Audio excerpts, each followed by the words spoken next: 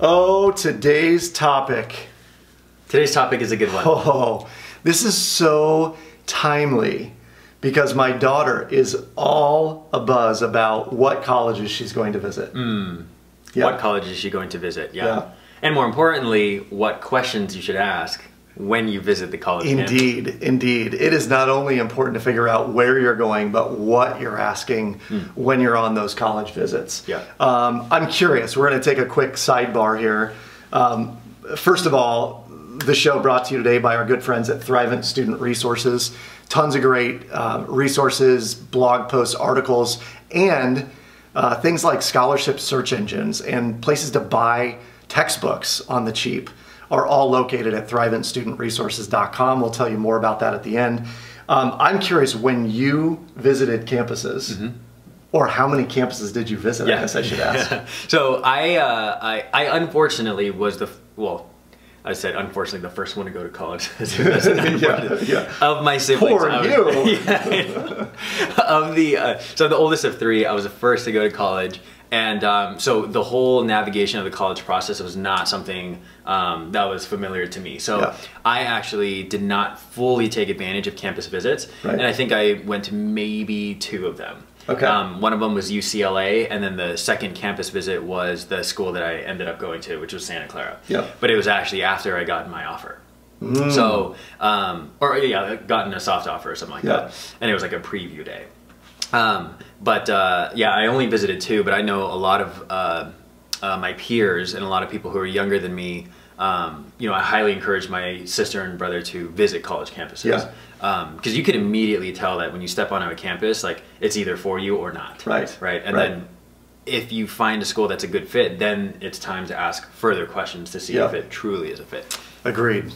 I think there's a lot of students out there, a lot of families that are making their gut level decision based on the feel, which is fine, except that then there are some additional questions that you should be asking on those college visits. So that's what we want to cover today, and what our friends at Thrivent have done a great job of outlining and highlighting on their site as well.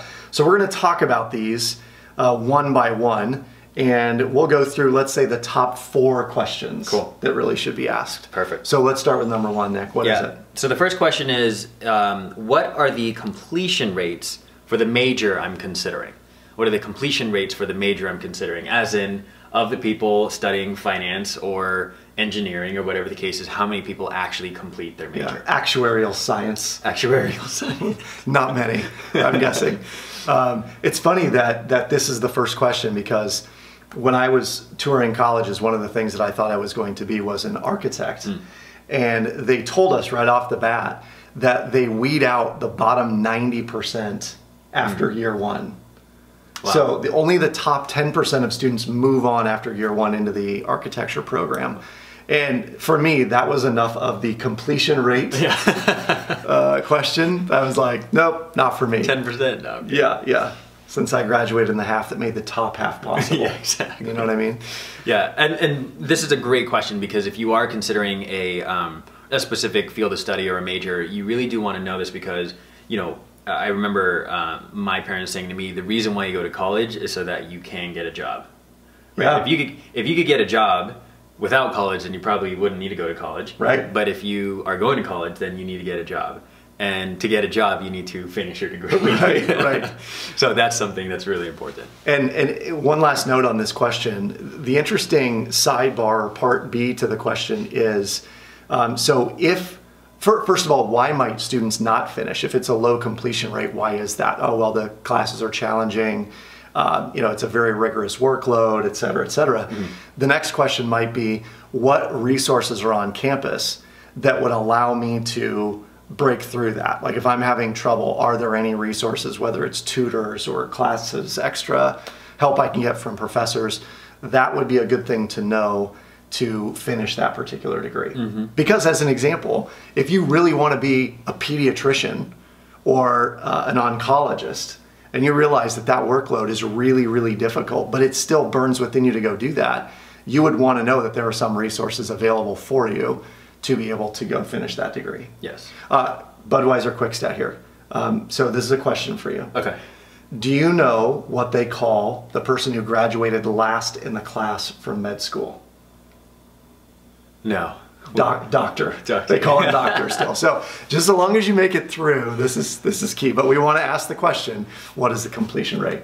Question 2. Question 2. Oh, there we go. Question 2, what are the placement rates for graduates? So placement rate is different from completion rate. Placement rate meaning when you graduate with your degree, how many of the graduates actually get placed in a job or in their field. Yeah, this is huge. There are some universities that do a really, really effective job at placing graduates in their industry or career choice. There are some, I've been at private schools before where literally the president of the university said to me, future employability is none of our concern. We're just, raising people in a democracy. That was their goal, was to create good citizens in a democracy and send them out into the world. But future employability was none of their concern. So is that something you should be concerned about with your university? In our opinion, it probably is. So you want to ask, what are the placement rates for someone who graduates from this particular degreed program in getting into that industry? Yep, because you might find that there might be a school in the East Coast and then a school in the West Coast, same degree, but one has a higher placement rate for graduates. Yep. That might be a factor into choosing which college you attend. No doubt. Yeah. Not only that, but also asking then, how many companies recruit on this campus? Yeah. So you'll find that at some universities, if you are, and again, we use accounting and finance a lot in these examples, but if you're an accounting student, there are a lot of big 4 accounting firms that target certain specific universities to recruit from. So find out what companies are recruiting on the campus that you are presently looking at. Yeah. Good stuff. Awesome. Question 3. Question 3. How involved is the Career Center and the Alumni Association? Yeah, why would that be important? Well, it would be important because as you're looking to attend college, one, you want to see, you were mentioning it before, similar to, if the field of, being a pediatrician or an architect, is there support for me through my course of study? So yes. What's the support like at the Career Center? Will they help me find jobs? Are there alumni that would be willing to have students shadow them? All of that is important because the more, in my opinion, the more a college or university is able to invest in their students and the success of the students, the better off you'll be. You want to be at a place where they care about you. Right. Yeah. Right. Yeah. One of the jokes I always do at events is say, there are people who have graduated from your university who have gone on to do stuff. And it's kind of amazing. Yeah, it's amazing. And a lot of them will introduce you simply because you are an alumni or they are an alumni of the same university. So graduate from your alma mater, get introed into a great company, and you may be in your dream job in less time than you think. Yeah. Right. So how active is the Career Center and the Alumni Office? Is question number 3. Yep. And the last question is, what and where are the scholarship and grant opportunities on campus? Scholarship and grant opportunities on campus. On campus. Yeah. Yes.